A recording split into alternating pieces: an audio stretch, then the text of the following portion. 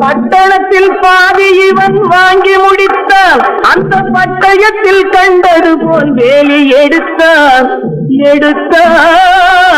முடித்தான்.